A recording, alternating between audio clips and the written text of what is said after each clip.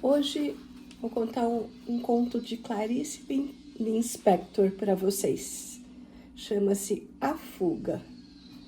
Eu sou a doutora Sônia Baldini, pediatra, psicanalista e contadora de histórias. Começou a ficar escuro e ela teve medo. A chuva caía sem tréguas e as calçadas brilhavam úmidas à luz das lâmpadas. Passavam pessoas de guarda-chuva, impermeável, muito apressadas, os rostos cansados. Os automóveis deslizavam pelo asfalto molhado e uma ou outra buzina tocava maciamente.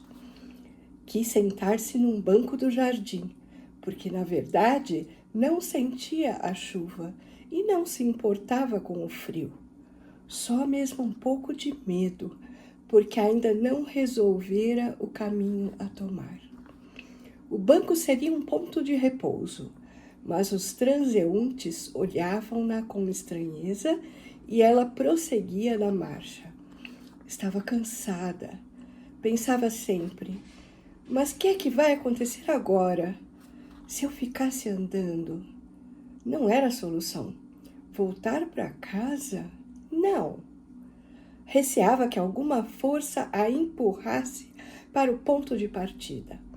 Tonta como estava, fechou os olhos e imaginou um grande turbilhão saindo do lar Elvira, aspirando-a violentamente e recolocando-a junto da janela, o livro na mão, recompondo a cena diária. Assustou-se. Esperou um momento em que ninguém passava para dizer com toda a força: "Você não voltará." Apazigou-se. Agora que decidira ir embora, tudo renascia. Se não estivesse tão confusa, gostaria infinitamente do que pensara ao cabo de 2 horas. Bem, as coisas ainda existem. Sim, simplesmente extraordinária a descoberta. Há 12 anos era casada e 3 horas de liberdade restituíam-na quase inteira a si mesma. Primeira coisa a fazer era ver se as coisas ainda existiam. Se representasse num palco essa mesma tragédia, se apalparia, beliscaria para saber se desperta. O que tinha menos vontade de fazer, porém, era de representar. Não havia, porém, somente alegria e alívio dentro dela. Também um pouco de medo e 12 anos. Atravessou o passeio e encostou-se à murada para olhar o mar. A chuva continuava. Ela tomara o ônibus na Tijuca e saltara na Glória. Já andara para além do Morro da Viúva. O mar revolvia-se forte, e quando as ondas quebravam junto às pedras, a espuma salgada salpicava toda. Ficou um momento pensando se aquele trecho seria fundo, porque tornava-se impossível adivinhar. As águas escuras, sombrias, tanto poderiam estar a centímetros da areia, quanto esconder o infinito. Resolveu tentar de novo aquela brincadeira, agora que estava livre.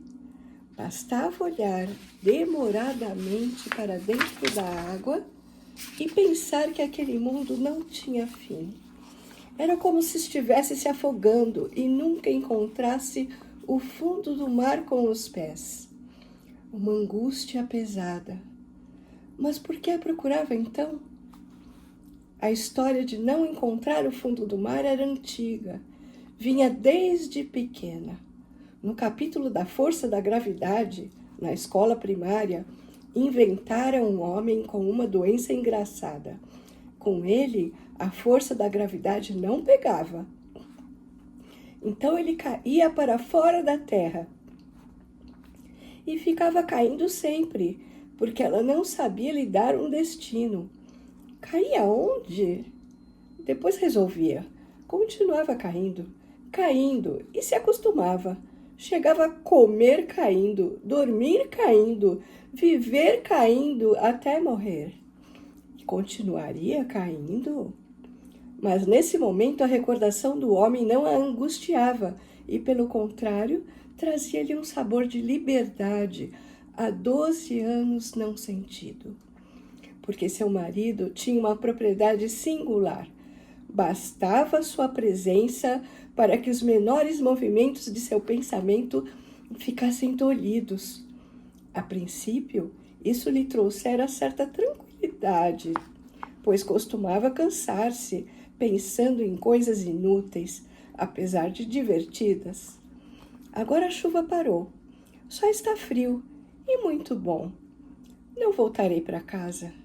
Ah, sim, isso é infinitamente consolador. Ele ficará surpreso?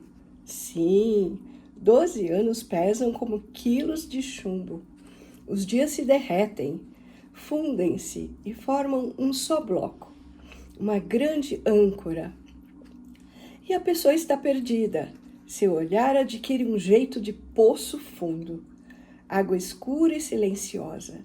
Seus gestos tornam-se brancos e ela só tem um medo da vida, que alguma coisa venha transformá-la. Vive atrás de uma janela, olhando pelos vidros, a estação das chuvas cobrira do sol, depois tornar o verão e ainda as chuvas de novo. Os desejos são fantasmas que se diluem mal, se acende a lâmpada do bom senso. Por que é que os maridos são o bom senso? O seu é particularmente sólido, bom e nunca erra, das pessoas que só usam uma marca de lápis e dizem de cor o que está escrito na sola dos sapatos. Você pode perguntar-lhe sem receio qual o horário dos trens, o jornal de maior circulação e mesmo em que região do globo os macacos se reproduzem com maior rapidez. Ela ri. Agora pode rir. Eu comia caindo, dormia caindo, vivia caindo. Vou procurar um lugar onde pôr os pés. Achou tão engraçado esse pensamento que se inclinou sobre o muro e pôs-se a rir. Um homem gordo parou a certa distância olhando-a. Que é que eu faço? Talvez chegar perto e dizer, meu filho, está chovendo. Não. Meu filho, eu era uma mulher casada e agora sou uma mulher. Pôs-se a caminhar e esqueceu o homem gordo. Abra a boca e sente o ar fresco inundá-la. Por que esperou tanto por essa renovação? Só hoje, depois de 12 séculos. Saíra do chuveiro frio, vestira uma roupa leve, apanhara um livro. Mas hoje era diferente de todas as tardes, dos dias, de todos os anos. Fazia calor e ela sufocava. Abriu todas as janelas e as portas. Mas não, o ar ali estava, imóvel, sério, pesado. Nenhuma viração e o céu baixo, as nuvens escuras, densas. Como foi que aquilo aconteceu? A princípio apenas o mal-estar e o calor. Depois, qualquer coisa dentro dela começou a crescer. De repente, em movimentos pesados, minuciosos, puxou a roupa do corpo, estraçalhou-a, rasgou-a em longas tiras. O ar fechava-se em torno dela, apertava-a. Então, um forte estrondo abalou a casa. Quase ao mesmo tempo, caíam grossos pingos d'água, mornos e espaçados. Ficou imóvel no meio do quarto, ofegante. A chuva aumentava. Ouvia seu tamborilar no zinco do quintal e o grito da criada recolhendo a roupa. Agora era como um dilúvio. Um vento fresco circulava pela casa, alisava seu rosto quente. Ficou mais calmo, então. Vestiu-se, juntou todo o dinheiro que havia em casa e foi embora. Agora está com fome. Há 12 anos não sente fome. Entrará num restaurante. O pão é fresco, a sopa é quente, pedirá um café, um café cheiroso e forte. Ah, como tudo é lindo e tem encanto! O quarto do hotel tem um ar estrangeiro. O travesseiro é macio, perfumado, a roupa limpa. E quando o escuro dominar o aposento, uma lua enorme surgirá depois dessa chuva. Uma lua fresca e serena. E ela dormirá coberta de luar. Amanhecerá. Terá a manhã livre para comprar o necessário para a viagem, porque o navio parte às 2 horas da tarde. O mar está quieto, quase sem ondas. O céu de um azul violento, gritante. O navio se afasta rapidamente e em breve o silêncio. As águas cantam no casco com suavidade, cadência. Em torno, as gaivotas esvoaçam, brancas espumas fugidas do mar. Sim, tudo isso. Mas ela não tem suficiente dinheiro para viajar.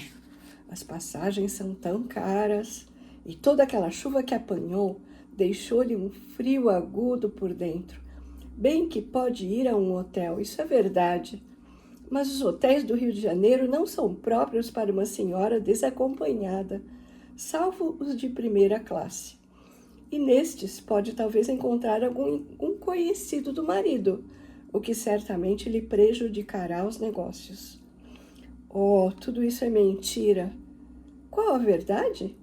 12 anos pesam como quilos de chumbo, e os dias se fecham em torno do corpo da gente e apertam cada vez mais. Volto para casa. Não posso ter raiva de mim, porque estou cansada. E mesmo tudo está acontecendo, eu nada estou provocando. São 12 anos. Entra em casa. É tarde e seu marido está lendo na cama. Diz-lhe que Rosinha esteve doente. Não recebeu seu recado avisando que só voltaria de noite? Não, diz ele. Toma um copo de leite quente porque não tem fome. Veste um pijama de flanela azul, de pintinhas brancas, muito macio mesmo. Pede ao marido que apague a luz. Ele beija-a no rosto e diz que o acorde às 7 horas em ponto. Ela promete e torce o comutador. Dentre as árvores sobe uma luz grande e pura. Fica de olhos abertos durante algum tempo. Depois enxuga as lágrimas com um lençol, fecha os olhos e ajeita-se na cama. Dentro do silêncio da noite, o navio se afasta cada vez mais. Vamos pensar nessa estagnação, nesse sufocamento. Em que momento a mulher retrata isso? Será que é uma ambivalência da personagem? Desejo versus o medo de ser livre? Aonde que vocês acham isso no texto? Fuga. É uma fuga geográfica e uma fuga interna, Aonde a narrativa mostra isso? E no final, uma resignação? Será uma consciência ou uma derrota? Ou simplesmente um processo de reconstrução interna? Deixa aí nos comentários, curtam, compartilhem o vídeo se você gostou e até a próxima história. Obrigada!